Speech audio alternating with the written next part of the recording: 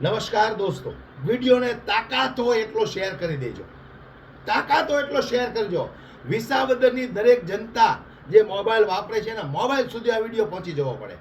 હવે મારે કહેવું છે એટલું કે ભારતીય જનતા પાર્ટી પોતાની નીચ અને નિમ્ન કક્ષાની રાજનીતિ પર ઉતરી આવી છે.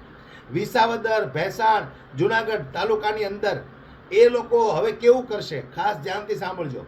જે લોકો ભારતીય જનતા પાર્ટી વિરુદ્ધ વોટિંગ કરે છે એવા લોકોના, અમુક લોકોના નામ વોટર લિસ્ટમાંથી કમી થઈ જશે. નામ કમી કરી નાખશે, તમને ખબર પણ નહીં રહે. જે દિવસે તમે એ ચૂંટણી ટાણે વોટ દેવા જશો ત્યારે તમને એવો જવાબ મળશે કે કાકા તમારો વોટ તો દેવાઈ ગયો છે, અથવા તમે તો અહીંયા ગુજરી ગયા હોય એવું બતાવે છે, તમારું નામ જ નથી. એટલે આ ઘટના તમારી સાથે ન બની જાય એટલા માટે બે ચાર દિવસે તમે તપાસ કરતા રહેજો કે ચૂંટણી આપણે વોટર લિસ્ટમાંથી આપણું નામ કમી તો નથી થઈ ગયું ને.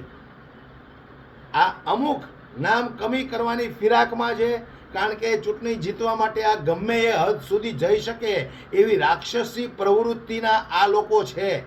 અને નવા વોટરો પણ આ વિસાવદર, ભેસાણ, જુનાગઢ તાલુકામાં કૂદી પડશે.